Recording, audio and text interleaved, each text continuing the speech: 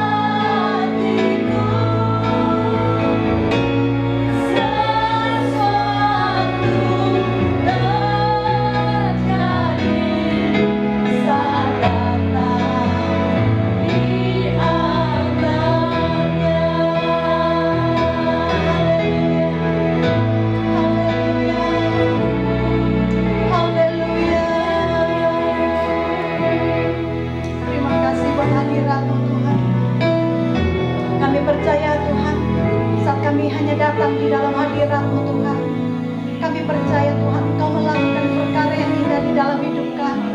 Ini yang kami percaya Tuhan, bahwa kami adalah orang-orang yang menerima kasih karunia-Mu Tuhan. Kami menerima pengampunan-Mu Tuhan. Kami menerima keselamatan-Mu Tuhan. Engkau mengampuni segala dosa dan pelanggaran kami. Engkau mengubahkan kehidupan kami Tuhan.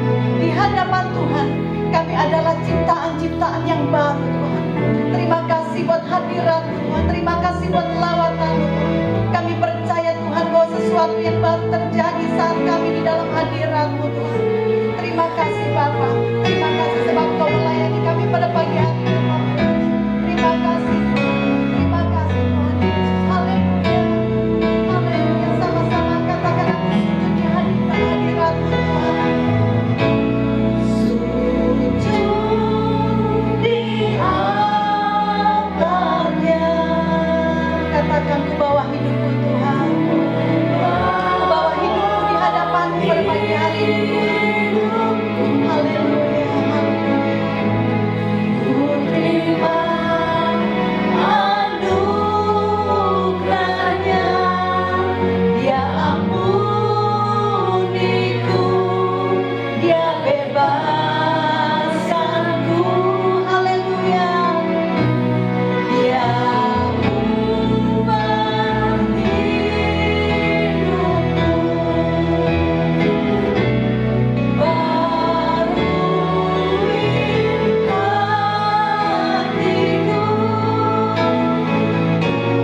Sesuatu terjadi saat terjadi. Mujizat terjadi.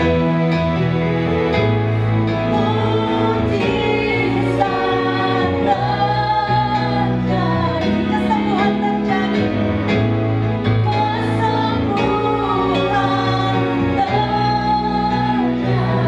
Pemulihan terjadi. Pemulihan terjadi saat datang di altarnya. Haleluya, haleluya. Terima kasih Tuhan Yesus. Terima kasih Roh Kudus. Terima kasih Bapa. Terima kasih Tuhan Yesus. Kami mengucap syukur Tuhan. Terima kasih buat hadirat Tuhan yang indah dan luar biasa, yang mengerjakan perkara-perkara yang ajaib di dalam kehidupan setiap kami. Tuhan terima kasih Bapa. Biarlah setiap pujian penyembahan kami Tuhan mendatangkan perkenanan di hadapan Tuhan. Terima kasih Kau memberkati jemaat-Mu Tuhan. Kami siap untuk menerima firman-Mu. Di dalam nama Tuhan Yesus kami berdoa. Amin. Selamat Tuhan. Alright, good morning, selamat pagi, selamat berbakti dalam rumah Tuhan pada pagi ini. Let's make a bit adjustments. Alright, saudara, selamat hari Minggu. Dan senang sekali untuk saudara bisa berada di tempat ini untuk bersama-sama kita menyembah Tuhan dan beribadah kepada Tuhan pada pagi ini. Baik saudara, kita akan bersama-sama merenungkan firman Tuhan pada pagi ini.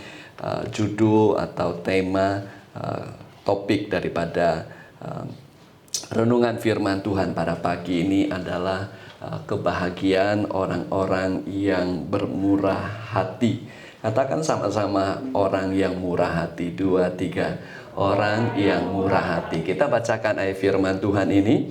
Sebelum itu saya bacakan beberapa ayat ke depan, di depannya yang telah kita renungkan beberapa minggu terakhir ini. Saya bacakan untuk Anda lebih dahulu. Berbahagialah orang yang miskin di hadapan Allah, karena merekalah yang mempunyai kerajaan sorga. Berbahagialah orang yang berduka cita, karena mereka akan dihibur. Berbahagialah orang yang lemah lembut, karena mereka akan memiliki bumi. Berbahagialah orang yang lapar dan haus akan kebenaran, karena mereka akan dipuaskan. Ayat yang ke-6 kita baca sama-sama. Ayat yang ke-7 ini, 2, 3. Berbahagialah orang yang murah hatinya, karena mereka akan beroleh kemurahan. Mari kita tundukkan kepala berdoa sekali lagi.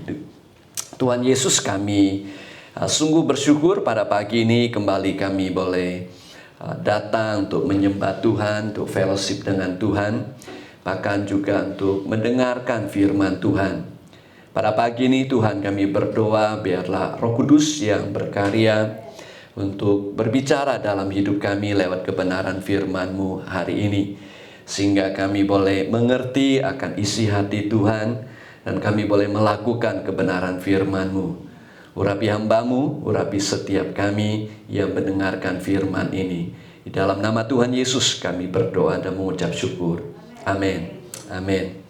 Nah, saudara yang kekasih dalam Tuhan, dalam bagian firman Tuhan yang kita renungkan dalam beberapa minggu ini membutuhkan suatu kepercayaan iman kita kepada Tuhan akan kebenarannya. Oleh karena apa yang disampaikan oleh Tuhan Yesus ada kalanya bertentangan dengan keinginan manusia, bertentangan dengan kecenderungan daripada sikap dan tindakan manusia di muka bumi ini. Demikian juga mengenai murah hati. Kita hidup di dunia yang penuh dengan keinginan manusia untuk selalu menuntut keadilan ditegakkan. Memang tidak ada salahnya. Tetapi kalau sikap yang demikian itu seringkali bertentangan dengan kebenaran firman Tuhan.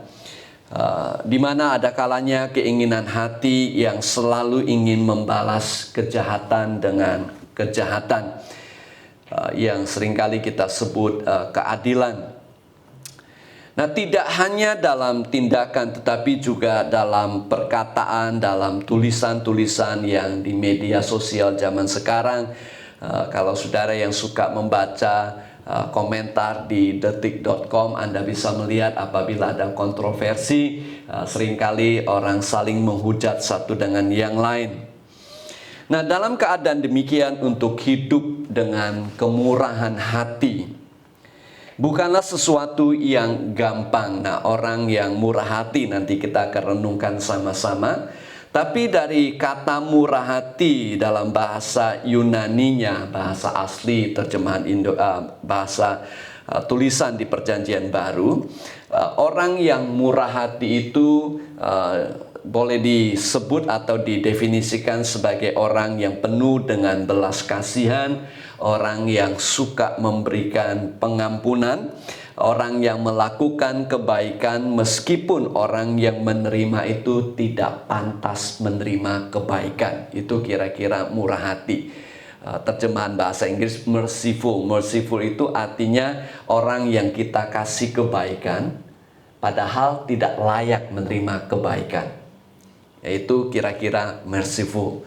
Nah, ini bukan perkara yang gampang karena berlawanan dengan sifat manusia dan juga arus tuntutan masyarakat dalam kehidupan kita.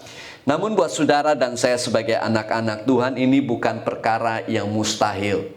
Kita bisa berbuat baik kepada orang yang sekalipun tidak layak menerima kebaikan kita. Amin, saudara. Nah, tentu saja tidak gampang, tidak mudah. Itu membutuhkan bukan saja keberanian dalam hidup kita, membutuhkan iman, membutuhkan kasih karunia Tuhan, tetapi juga kita percaya bahwa Allah pasti memampukan kita menjadi orang yang murah hati. Yang percaya katakan amin.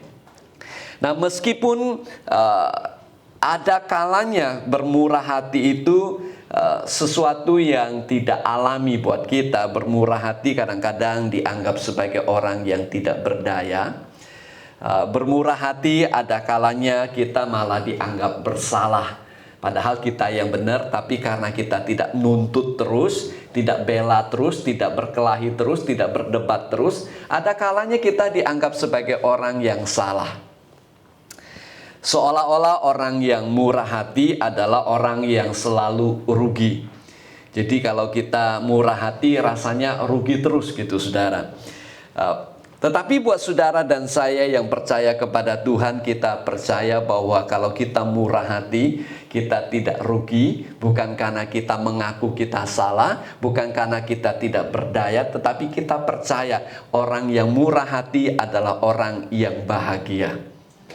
Sekali lagi saya katakan pada saudara, ada kalanya kalau kita bermurah hati, kadang-kadang kita dianggap tidak berdaya. Kadang-kadang kita dianggap bersalah. Kadang-kadang kita dianggap sebagai orang yang rugi terus.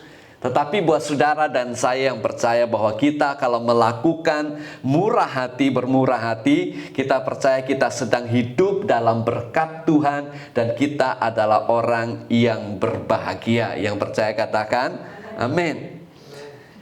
Nah, saudara yang kekasih dalam Tuhan, meskipun saat-saat seperti sekarang ini bagi banyak orang terasa sulit untuk tetap percaya bahwa mereka hidup dalam berkat Tuhan.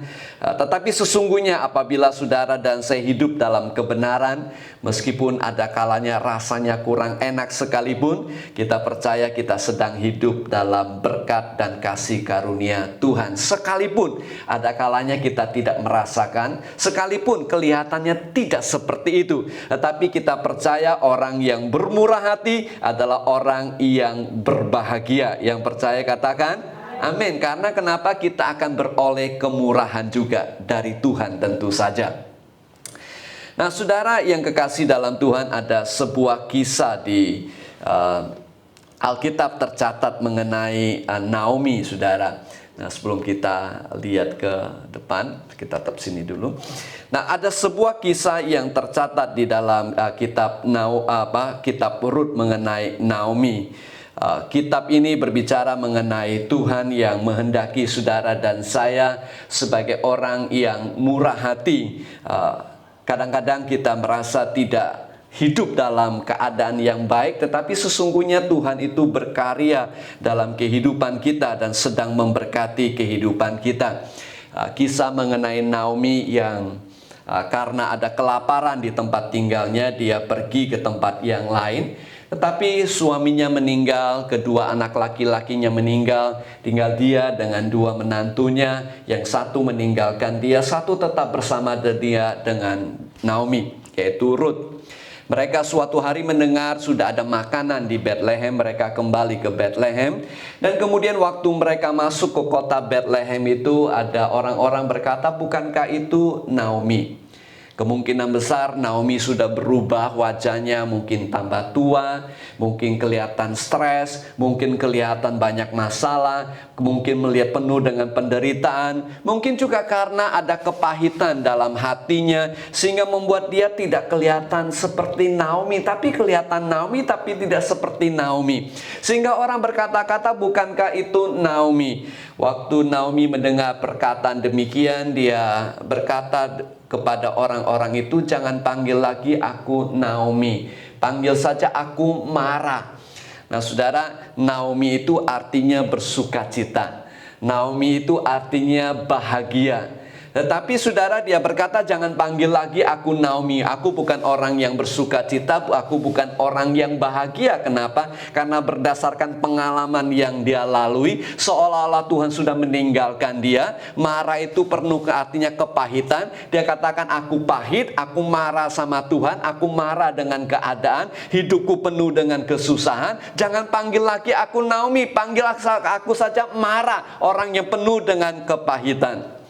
Nah, tentu saja kita setelah membaca seluruh kisah Naomi ini di dalam kitab Rut, kita menyadari bahwa di luar di belakang daripada segala tragedi yang telah dialami oleh Naomi, Tuhan tidak pernah meninggalkan Naomi. Bahkan Tuhan berkarya, bekerja dengan sedemikian rupa sehingga akhirnya nanti Rut akan menikah dengan Boas, melahirkan seseorang yang nantinya melahirkan seorang raja yang terhebat, paling luar biasa dalam sejarah bangsa Israel, yaitu Daud dilahirkan dari keturunan itu. Dan Alkitab memberitahukan kepada kita, dari Daudlah keturunan nanti lahir seorang Mesias, yaitu Tuhan Yesus Kristus.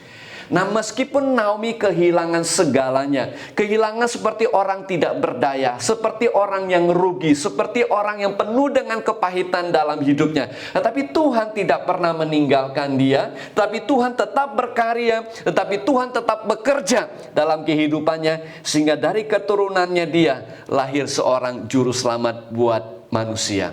Nah, saudara dan saya juga demikian. Ada kalanya kita bermurah hati itu tidak gampang. Bermurah hati itu bukan sesuatu yang gampang kita lakukan. Tetapi kita percaya orang yang bermurah hati adalah orang yang bahagia karena kita sedang hidup dalam berkat dan kasih karunia Tuhan.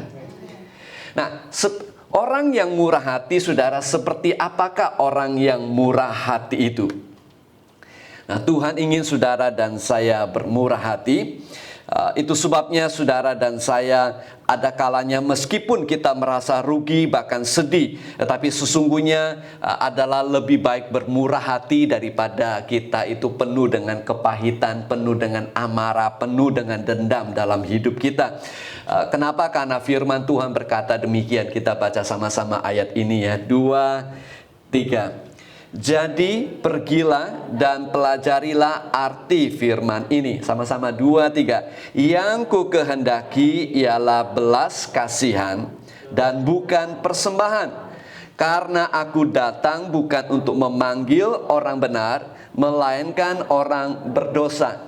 Nah, ayat firman Tuhan ini tidak berbicara mengenai Tuhan tidak mau kita memberikan persembahan. Bukan, saudara.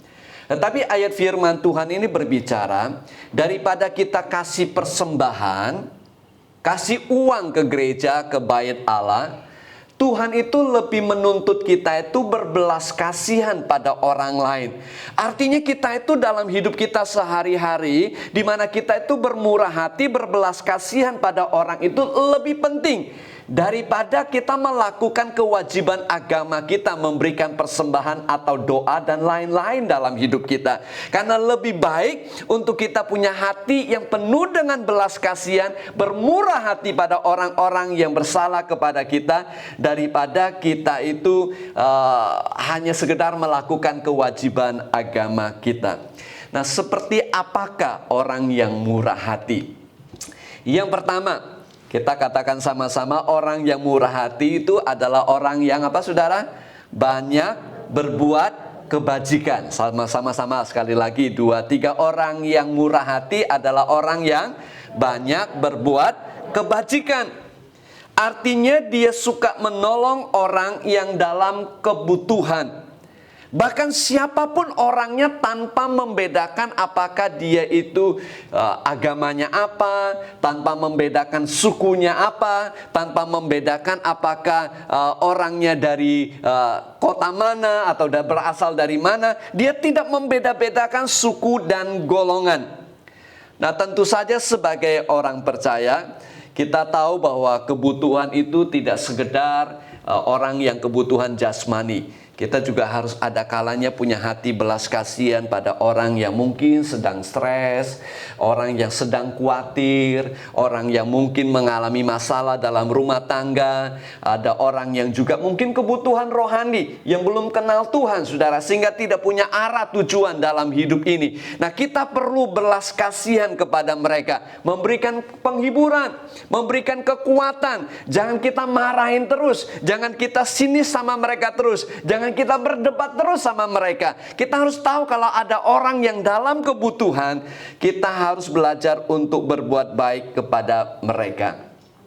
Nah, dalam Injil Lukas pasal yang ke-10, saudara, sudah terbiasa dengan ayat firman Tuhan ini.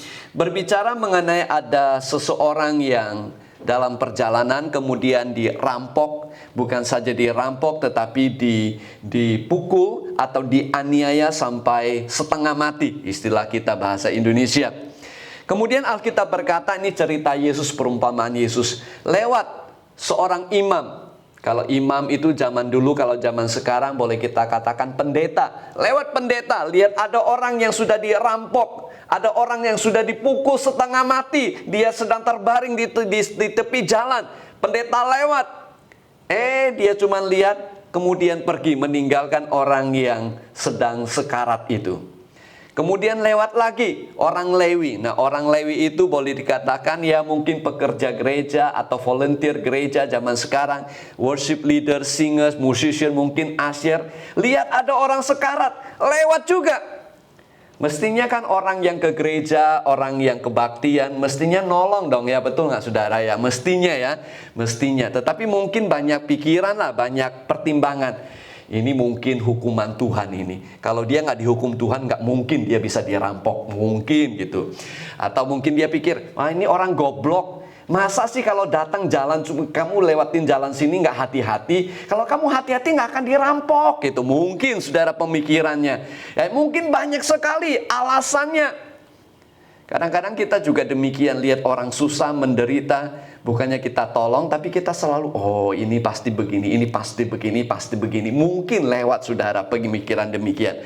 Tapi kemudian lewat seorang yang namanya orang Samaria. Nah, kita bisa asumsi kalau orang yang sekarat itu orang Yahudi. Dan orang Samaria mereka tidak bergaul. Mereka itu sudah bentrok.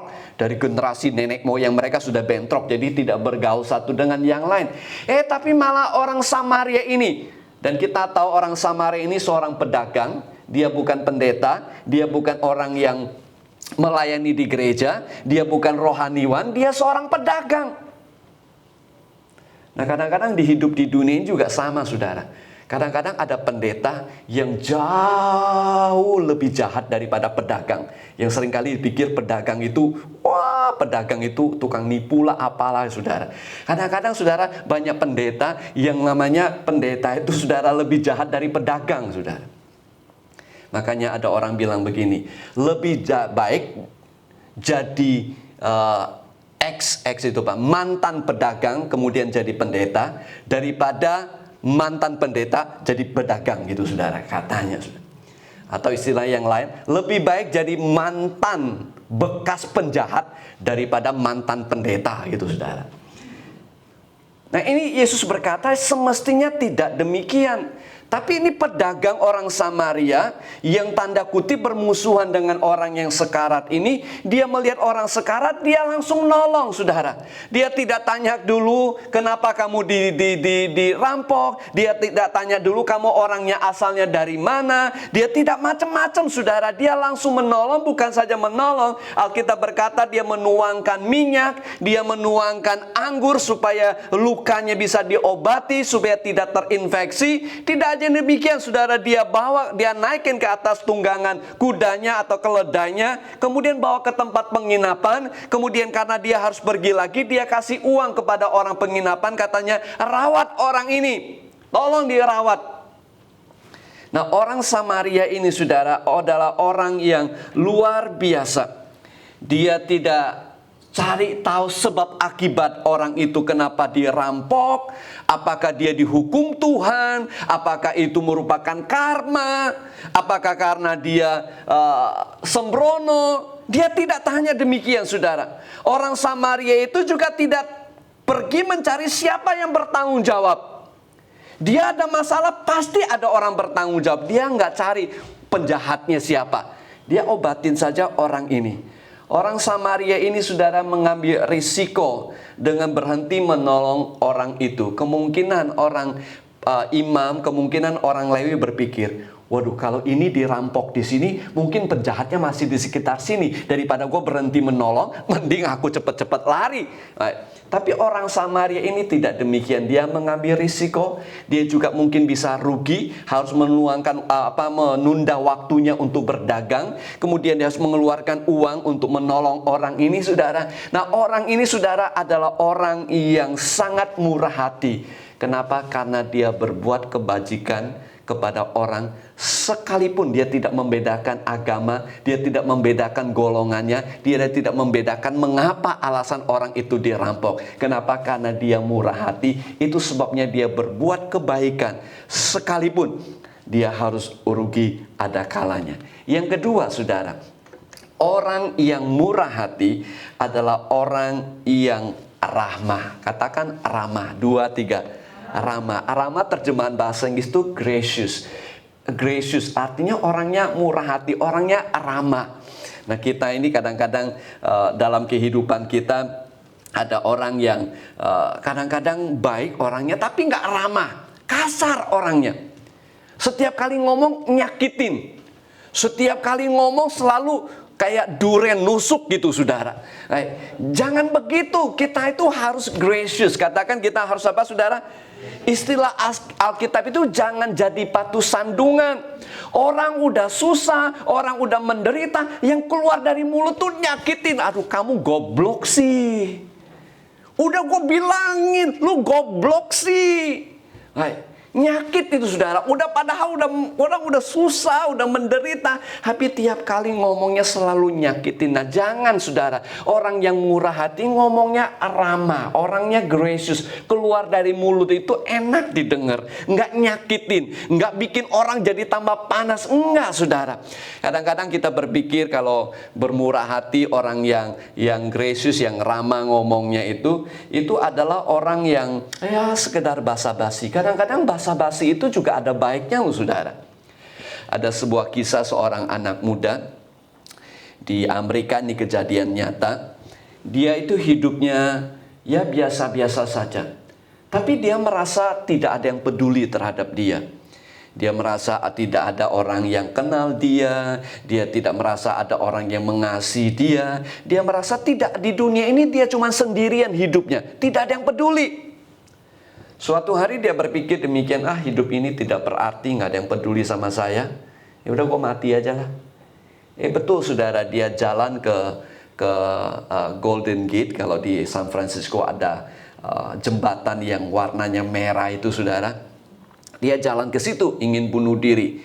Dalam tekad hatinya berkata demikian, kalau aku jalan pergi ke situ dan aku melompat, kalau andai kata ada satu orang pun yang menyapa saya, yang bertanya apa kabar, maka saya akan berhenti atau mengurungkan niatku untuk melompat dan bunuh diri. Waktu dia jalan, betul, sudah, tiba-tiba ada orang yang menyapa. Hey, how are you today? Ada loh, saudara, orang menyapa, nggak kenal sama sekali. Waktu ada orang menyapa, tanya apa kabarnya dia, betul, dia mengurungkan niatnya untuk bunuh diri dan melanjutkan hidupnya, dan dia bisa menjadi berkat. Nah, hanya perkataan yang ramah saja, tanya, hey, apa kabar, bisa menyelamatkan jiwa orang loh. Kadang-kadang tentu saja kalau kita tanya apa kabar, orang, kamu mau tahu aja kabar gua, kamu basa-basi. Kadang-kadang ada orang begitu. Tetapi ada kalanya Tuhan bisa pakai keramahan dari hidup kita, perkataan kita itu untuk menjadi berkat bagi orang lain. Coba kita lihat kitab Kolose pasal yang keempat ini yang ada di depan, saya bacakan untuk Anda. Dikatakan demikian, hiduplah dengan penuh hikmat terhadap orang-orang luar. Pergunakanlah waktu yang ada. Nah, ayat yang ke-6 ini sudah perhatikan dan baca sama-sama dengan saya. Kalau saudara bisa baca, 2, 3. Hendaklah kata-katamu senantiasa penuh kasih, jangan hambar, sehingga kamu tahu bagaimana kamu harus memberi jawab kepada setiap orang. Hendaklah kata-katamu penuh apa, saudara? Kasih, jangan hambar. Jangan sesuatu yang membuat kita orang lain itu jadi tambah sedih. Jangan membuat orang lain tambah stres, saudara. Penuh kasih, penuh dorongan, penuh dengan kekuatan, penuh dengan penghiburan, penuh dengan semangat, saudara. Jadi perkataan kita itu harus membawa semangat pada orang lain. Jangan hambar. Perkataan kita harus membawa apa, saudara? Semangat. Jangan sampai ada orang cerita, aku hidup ini lagi gini, lagi pergumulan. Lu mati lu. Jangan, saudara. Itu nggak semangat, nggak penuh dengan kasih. Tapi justru kita berikan dorongan, kekuatan pada orang lain. Kenapa? Karena kita orang yang murah hati, orang yang penuh dengan ramah tamah. Yang ketiga, orang yang murah hati itu adalah orang yang sabar terhadap kekurangan dan kelemahan orang lain. Katakan sabar. 2, 3. Sabar. Jadi orang yang murah hati itu orang yang sabar. Ketika orang lain lebih sering tinggal dan bahkan mungkin bekerja di rumah pada saat-saat masa seperti ini, seringkali, saudara, kita bisa lebih gampang melihat kelemahan, kekurangan orang. Nah, saudara tahu nggak kalau orang lagi jatuh cinta pada waktu pacaran, dan kemudian akhirnya kawin, padahal orang tuanya, teman-temannya bilang jangan, tetap saja jadi kawin. Kenapa? Karena biasanya kalau orang jatuh cinta, lihatnya yang bagus-bagus. Betul nggak saudara? Yang baik-baik. Oh, orangnya sabar. Oh, orangnya suka dengerin. Oh, orangnya selalu temenin. Oh, orangnya begini-begini. Selalu yang bagus-bagus yang dilihat. Dan karena nggak tinggal sama-sama, belum tinggal sama-sama, biasanya waktu keluar ya yang harum-harum. Minyak wanginya ya Calvin Klein, Hugo Boss gitu. Semua yang bagus-bagus. Sudah bajunya bagus-bagus, rambutnya bagus-bagus. Tapi biasanya kalau orang sudah menikah, jadi benci satu sama yang lain. Baik, di Indonesia sudah ada orang kawin cerai, sudah. Waktu kawin, aduh indahnya luar biasa. Setelah menikah kok enggak ya?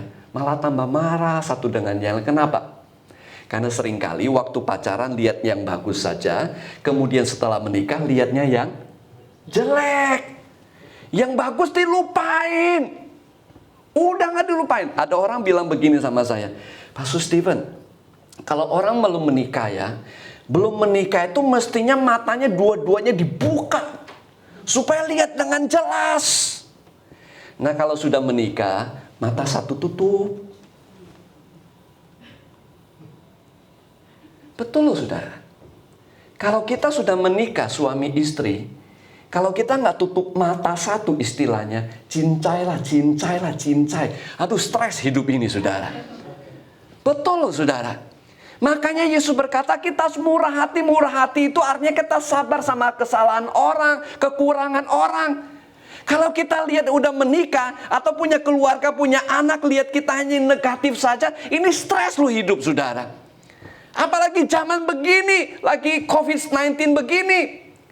Kita itu harus murah hati. Jangan lihat kekurangan, kelemahan orang lain saja. Yudas berkata demikian. Yudas ini bukan Yudas yang hianati Yesus. Ada murid Yesus yang lain namanya Yudas, saudara. Yudas pasal 1 ayat 22. Yudas itu cuma satu pasal. Ayat yang kedua-dua berkata demikian. Bahasa Indonesia. Tunjukkanlah belas kasihan kepada yang ragu-ragu. Terjemahan Inggris katakan demikian. Be merciful to those who doubt. Nah, kita sebagai orang percaya, kadang-kadang kita dalam hidup kita, mungkin keluarga kita, mungkin anak-anak kita, ada kalanya mereka mengalami pergumulan yang sedemikian. Kadang-kadang mulai ragu dalam hati mereka. Apa benar Tuhan? Kok nggak kabulin doa saya? Apa benar Tuhan? Apa benar firman Tuhan? Kenapa kok ada masalah begini? Apa benar Tuhan? Kok hidup saya jadi begini? Nah, ada orang-orang yang hidupnya ragu kadang-kadang. Nah, kita sebagai anak Tuhan, kita perlu belas kasihan. Merciful. Kitab terjemahan Indonesia katakan tunjukkan kasih. Jangan menghakimi, jangan marah sama mereka, jangan saudara mengucilkan mereka. Kita rangkul. Ada orang yang sedang pergumulan, mereka udah gak ke gereja. Kenapa? Karena mungkin pergumulan dalam hidup mereka. Mungkin karena ada tantangan dalam keluarga mereka. Mereka merasa ke gereja sia-sia. Mereka merasa ke gereja tidak ada manfaatnya lagi. Nah saudara, jangan kita melabel mereka yang macam-macam. Tapi Alkitab mengatakan kepada kita, kita harus menunjukkan kasih kepada mereka. Yang percaya dan mau lakukan, katakan amin. Nah, kita itu perlu murah hati. Jangan kita lihat kesalahan orang terus. Saudara, suami istri, jangan lihat kesalahan terus, saudara. Ayo lihat yang baik. Oh, dia sudah melahirkan anak-anak buat kita. Oh, dia masih tetap setia meskipun dalam pergumulan. Oh, dia itu, saudara, masih tetap bekerja dengan keras meskipun penuh dengan tantangan di tempat kerja. Nah, saudara, kita perlu untuk belajar untuk menutup mata. Cincailah sama keluarga kita, cincailah sama anak-anak kita, cincailah sama pasangan hidup kita, cincailah sama orang tua kita. Udah cincailah, udah cincai. Ayo katakan sama-sama apa sudah? Cincai. Yang nggak ngerti bahasa cincai itu artinya udah nggak apa-apa lah, udah nggak apa-apa. Katakan apa sudah? Udah nggak apa-apa. Nah, yang terakhir saudara, bukan terakhir khotbah saya, tapi terakhir bagian yang kedua ini, yaitu kalau orang yang murah hati itu adalah orang yang penuh dengan pengampunan. Katakan apa saudara? penuh dengan pengampunan. Nggak nyimpen terus. Katakan nggak nyimpen terus. 2, 3. Nggak nyimpen terus. Kadang-kadang kita ya cincailah gitu ya, tapi masih nyimpen. Jangan nyimpen, saudara. Itu kalau nyimpen akhirnya jadi kepahitan. Akhirnya menjadi sesuatu yang pahit dalam kehidupan kita. Nah, saudara perhatikan ayat firman Tuhan ini. Yesus berkata dalam pasal yang kelima, pasal yang sama. Saya bacakan untuk Anda. Kamu telah mendengar firman, mata ganti mata, gigi ganti gigi. Tetapi aku berkata kepadamu, janganlah kamu melawan orang yang berbuat jahat kepadamu. Melainkan siapapun yang menampar pipi kananmu, berilah kepadanya juga pipi kirimu. Nah, ini adalah hiasan. Katakan hiasan. Hiasan. Jadi Yesus berkata kalau orang yang tampar pipi kananmu, kasih juga pipi kirimu. Nah, Tuhan Yesus tidak bermaksud demikian. Ada orang tampar pipi kananmu, nah ini pipi kiri tampar lagi. Bukan, saudara. Itu bukan maksud Yesus. Nah, maksud Yesus itu adalah sampai memberikan ilustrasi itu yang begitu mengesankan. Artinya jangan balas kejahatan dengan kejahatan. Kalau kita kan bumpau, kita apa, saudara? Bumpau juga gitu kan. Itu artinya Yesus berkata jangan.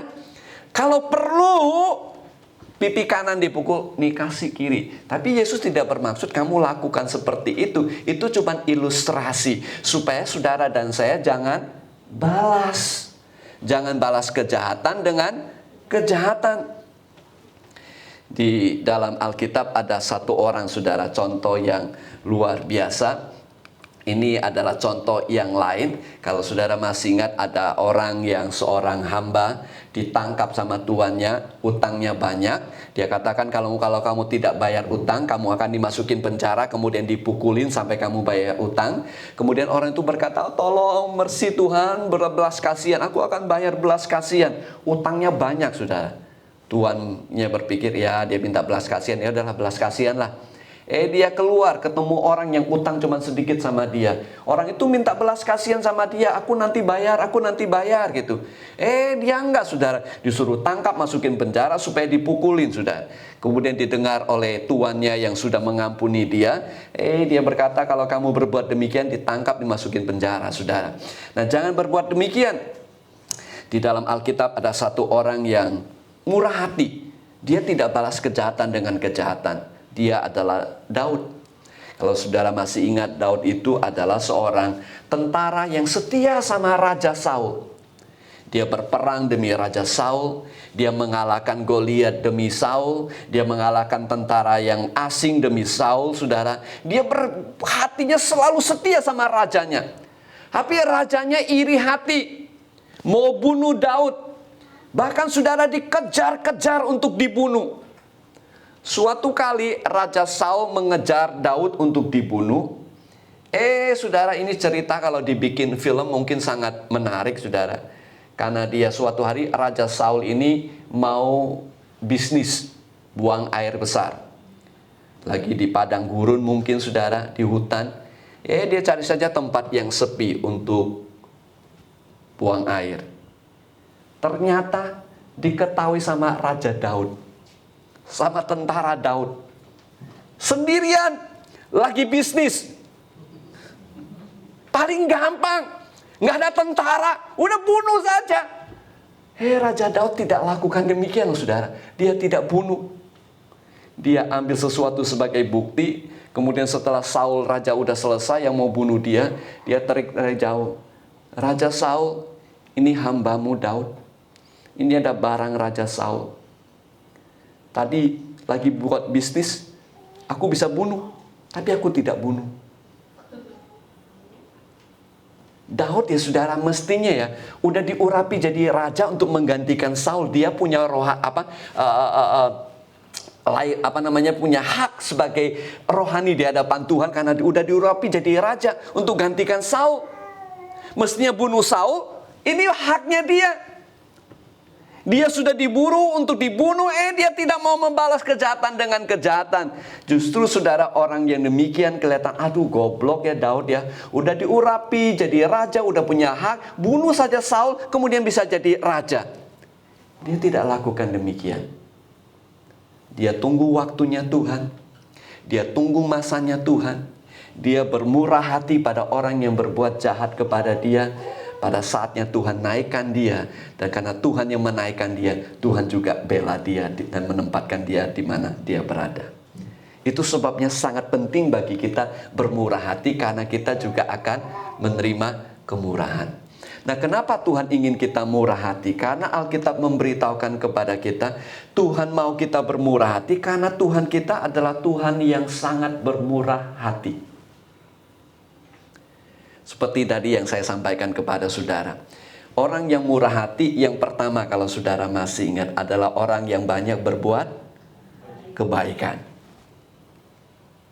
Nah, orang yang murah hati, saudara, adalah orang yang kedua, adalah orang yang apa, saudara?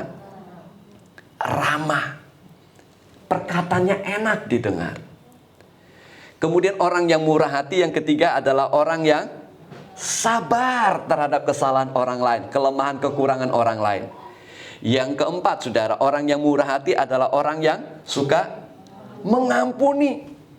Bukankah itu yang Tuhan lakukan buat kita? Dia berbuat banyak kebaikan kepada kita. Betul nggak, saudara? Dia berkati kita, dia pelihara kita, dia jaga kita. Waduh, dia berbuat baik kepada kita luar biasa. Yang kedua, saudara, dia itu apa, saudara? Sabar terhadap kita. Nah, dia itu, saudara, kalau kita berbuat dosa, dia tunggu waktunya supaya kita kembali. Dia panggil kita, dia sabar sekali terhadap kita. Dia, saudara, juga ramah terhadap kita. Dia sebut kita sebagai anaknya. Dia sebut kita sebagai umat kepunyaannya dia. Dia sebut kita sebagai imam. Dia sebut kita sebagai harta kesayangannya. Aduh, saudara, kalau dengar ya firman Tuhan ya, kalau lagi susah, saudara coba baca ada firman Tuhan. Aduh, menguatkan. Saudara baca firman Tuhan, aduh, saudara menghiburkan. Saudara datang pada mungkin dalam pujian, sudah dengar Tuhan itu setia, aduh, enak sekali.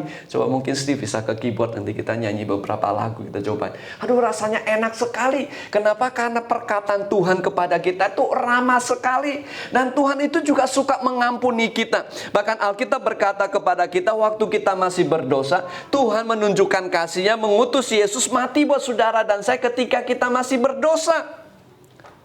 Jadi, saudara, kita itu dalam hidup kita perlu bergantung kepada Tuhan, karena dari Tuhanlah kita menerima kemurahan. Kalau kita murah hati, kita menerima kemurahan daripada Tuhan. Kita menerima kebaikan daripada Tuhan. Kita menerima kata-kata penghiburan daripada Tuhan. Kita disabarin sama Tuhan. Dan kita juga menerima pengampunan dari Tuhan. Ya, Steve coba. Janjimu seperti fajar pagi hari. Kita lagu depannya mungkin apa? Referensinya, janjimu mana nih? I mungkin nih. Janjimu seperti fajar pagi hari yang tiada pernah terlambat bersinar. Cintamu seperti sungai yang mengalir. Dan ku tahu betapa dalam kasih-Mu. Nah, kan enak kalau kita lagi susah nyanyi lagu begini, lagi penderitaan nyanyi lagu ini. Kenapa? Karena itu berdasarkan firman Tuhan bahwa Tuhan itu setia. Tuhan itu seperti dia kebaikannya itu luar biasa dalam hidup kita. Tuhan itu murah hati. Itu sebabnya firman Tuhan berkata demikian. Tuhan adalah pengasih dan adil. Allah kita apa, saudara? Penyayang. Katakan Allah kita itu apa, saudara? Penyayang. The Lord is gracious and righteous. Our God is full of compassion. Itu sebabnya, saudara, tidak ada Tuhan yang lain. Tuhan kita penuh dengan murah hati. Penuh dengan belas kasihan. Bahkan ada ayat firman Tuhan berkata, kalau Tuhan memperlakukan kita setimpal dengan perbuatan kita, maka kita tidak akan bisa bertahan. Tuhan itu berbuat sangat baik kepada kita. Dia sangat mengasihi kita. Dia selalu mengampuni kita. Dia panjang sabar, penuh dengan kemurahan. Itu sebabnya suatu kali waktu Daud jatuh dalam dosa, diberikan pilihan, hukumannya seperti apa? Daud kesimpulannya begini, lebih baik aku jatuh dalam tangan Tuhan daripada dalam tangan manusia. It is. Karena Tuhan kita adalah Tuhan yang murah hati. Nah, saya tutup dengan sebuah kisah nyata untuk menggambarkan seluruh daripada prinsip mengenai murah hati. Karena Yesus berkata demikian, berbahagialah orang yang murah hatinya, karena mereka akan beroleh kemurahan. Yuk kita baca sama-sama sekali lagi, 2, 3. Berbahagialah orang yang murah hati, karena mereka akan beroleh kemurahan. Nah, sebuah ilustrasi, sebuah kisah nyata. Suatu hari ada seorang pemuda sedang berjalan di tepi hutan. Ini terjadi sudah lama. Dia mendengar ada suara orang minta tolong. Tolong, tolong. Dia pergi mendekati suara itu. Dan ternyata dia melihat ada seorang anak muda yang terjebak dalam lumpur. Namanya kalau di Indonesia lumpur pasir apung. Quicksand. Jadi lumpur di mana orang tidak bisa keluar sendiri. Semakin dia bergerak, makin mendalam dia masuk. Jadi kalau orang ini tidak ditolong orang lain, dia pasti mati tenggelam. Karena semakin dia berusaha menyelamatkan diri, semakin membuat dia tenggelam. Nah, anak muda ini segera berusaha menolong, menyelamatkan pemuda yang terjebak dalam lumpur itu, yang ternyata sudah cukup lama terjebak di situ. Sudah lemes badannya, akhirnya dikeluarkan di situ dan kemudian ditolong sampai bawa ke rumahnya. Begitu sampai di rumahnya, orang yang tadinya terjebak dalam lumpur itu cerita kepada papanya. Pak, tadi aku terjebak dalam lumpur apung itu, pasir apung itu, saya hampir tenggelam. Tapi bersyukur orang ini, pemuda ini nolong saya. Dia tidak kenal saya tidak kenal dia. Waktu papanya mendengar cerita ini, dia tawarkan anak muda itu, terima kasih kamu sudah bantu anak saya menyelamatkan nyawanya. Apa yang saya bisa lakukan buat kamu? Apakah saya bisa memberikan uang kepada kamu? Anak muda itu ternyata orang miskin. Tapi dia merasa menolong orang yang sedang dalam kebutuhan, apalagi hampir mati, adalah kewajibannya dia yang semestinya dia lakukan. Dia katakan, Pak, saya hanya melakukan bagian saya tidak perlu untuk mendapat hadiah. Meskipun dia dipaksa, tapi anak muda itu tetap tidak mau meskipun dia miskin. Dia melakukan bukan karena untuk dapat upah dari manusia. Akhirnya dia tidak bisa dipaksa. Setelah mendengar semua keadaan itu, akhirnya kedua anak muda itu menjadi teman akrab. Ternyata suatu kali pemuda yang berjasa itu ingin melanjutkan sekolahnya, sekolah kedokteran. Tentu saja dia tidak punya uang, orang miskin, orang tuanya miskin. Saudara, tapi dia dapat beasiswa. Ternyata secara diam-diam, orang kaya itu yang anaknya ditolong, kasih beasiswa ke orang miskin itu. Sehingga dia selesai jadi dokter. Suatu hari, anak orang kaya itu karena lagi masa perang, akhirnya masuk jadi tentara. Waktu jadi tentara pergi berperang. Nah, sudah tahu pada masa itu kalau tentara, kalau tertembak atau luka, meskipun luka kecil, biasanya berakibat kematian. Kenapa? Karena gampang terinfeksi. Masa itu belum ada antibiotik. Suatu hari, orang kaya itu, anak muda yang kaya itu di medan perang, terluka. Lukanya infeksi. Tapi dalam waktu yang persis sama, ditemukanlah obat yang namanya penisilin. Yang menemukan penisilin itu, saudara bisa tebak siapa? orang miskin itu yang udah jadi dokter. Dan karena dia menemukan antibiotik, anak muda yang kaya ini sekali lagi nyawanya terselamatkan karena obat yang ditemukan oleh dokter ini yang telah menolong dia sebelumnya. Nah saudara, Tuhan Yesus berkata, berbahagialah orang yang bermurah hati, karena mereka akan beroleh kemurahan. Nah, kisah yang saya ceritakan ini dari satu orang manusia kepada manusia yang lain. Anak muda miskin menolong anak muda kaya. Papanya menolong dia untuk menjadi dokter. Jadi dokter, dia menemukan obat menyembuhkan anak ini lagi. Bahkan menolong banyak orang. Nah, waktu kita berbuat kemurahan, saudara, ada kala kita tidak terjadi seperti kisah ini. Kita tidak terima kebaikan kembali dari manusia.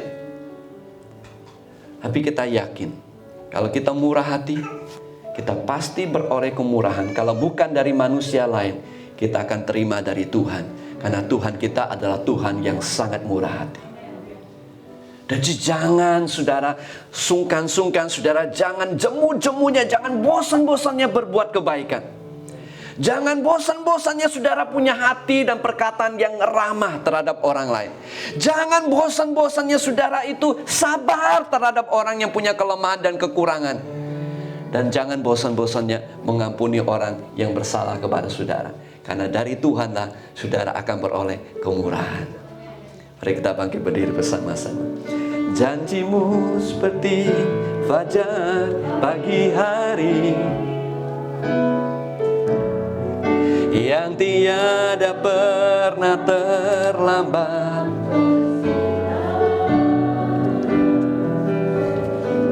Seperti sungai yang mengalir. Yes Lord. Dan ku tahu betapa dalam kasih-Mu. Sekali lagi katakan sama-sama, janji-Mu. Janji-Mu seperti fajar pagi hari. Amen. Yang tiada pernah terlambat bersinar. Cinta-Mu seperti sungai yang mengalir. Dan ku tahu betapa dalam kasih-Mu. Ayo nyanyikan dari depan sama-sama, katakan sama-sama lagu ini. Haleluya, ketika ku alami, ketika ku hadapi kehidupan ini, jalan mana yang harus ku pilih? Ku tahu ku tak mampu, ku tahu ku tak sanggup. Hanya Kau Tuhan tempat jawabanku. Anak pun tahu ku tak pernah sendiri. Sebab Engkau Allah yang mengendongku. Tangan-Mu membelaiku, cinta-Mu memuaskanku. Kau mengangkatku ke tempat yang tinggi. Janji-Mu seperti fajar pagi hari, dan ku pernah terlambat bersinar. Cinta-Mu seperti sungai yang mengalir, dan ku tahu betapa dalam kasih-Mu. Mari kita tundukkan kepala dalam sikap doa. Hari ini saya percaya tidak kebetulan saudara ada di tempat ini. Bahkan seperti lagu ini, saudara sedang menghadapi suatu keadaan situasi yang saudara tahu tidak harus apa yang saudara lakukan. Hari ini jawaban firman Tuhan buat saudara adalah bersikap bertindak dan berkatalah dengan kemurahan hatimu. Mungkin ada kalanya Anda merasa rugi, merasa tidak berdaya, bahkan merasa dipersalahkan. Tapi firman Tuhan berkata, apabila Anda bermurah hati, engkau akan beroleh kemurahan. Kalau bukan dari manusia, pasti Tuhan akan memberikan kemurahan dalam hidup Anda. Dan saudara dan saya membutuhkan itu. Kita butuh Tuhan untuk sabar dengan kita. Kita butuh Tuhan untuk ramah terhadap kita. Kita butuh untuk banyak kebaikan dari Tuhan dalam hidup kita. Kita juga butuh pengampunan daripada Tuhan. Itu sebabnya jawaban pertanyaan dalam hidup Anda, apa yang harus Anda lakukan? Tuhan berkata pada saudara, bermurah hatilah. Bermurah hatilah. Tuhan berkati umat-Mu. Materaikan firman Tuhan dalam setiap kehidupan kami. Menjadikan kami sebagai pelaku-pelaku firman-Mu. Roh Kudus, tolong kami, mampukan kami. Bukan gagah perkasa kami. Kami lebih senang menuntut keadilan. Kami lebih senang untuk menuntut supaya diperlakukan dengan fair. Tapi hari ini Tuhan, kami memilih untuk bermurah hati. Tuhan, bukakan tingkap-tingkap langit, berkati umat-Mu, berkat rohani jasmani dengan berlimpah-limpah. Biar mereka boleh mengalami kemurahan Tuhan dalam hidup mereka. Yang berdosa Tuhan ampuni. Yang masih ada kelemahan, Tuhan, Engkau terus menopang mereka. Yang sedang dalam kesedihan, Tuhan berikan penghiburan dan kekuatan bagi mereka. Yang sedang dalam tantangan, Tuhan, biar mereka mengalami kebaikan Tuhan yang luar biasa. Itu sebabnya berkati mereka rohani jasmani dengan berlimpah-limpah. Lindungi mereka, jauhkan mereka dari segala yang jahat. Gagalkan niat jahat manusia, gagalkan rencana iblis. Tegakkan kerajaan-Mu jadi kehendak Tuhan yang sempurna dalam hidup umat-Mu. Dalam masa yang penuh dengan tantangan ini, kebaikan dan kasih Tuhan selalu menyertai mereka. Umat yang dikasih Tuhan, angkat kedua tangan saudara, terimalah berkat daripada Allah, kasih daripada Bapa Surgawi, karunia daripada Tuhan Yesus Kristus, persekutuan penghiburan dan pengurapan Roh Kudus menyertai setiap saudara mulai sekarang ini sampai selama-lamanya, di dalam nama Tuhan Yesus. Yang percaya katakan amin, amin. Tuhan berkati saudara, selamat hari Minggu. God bless you all.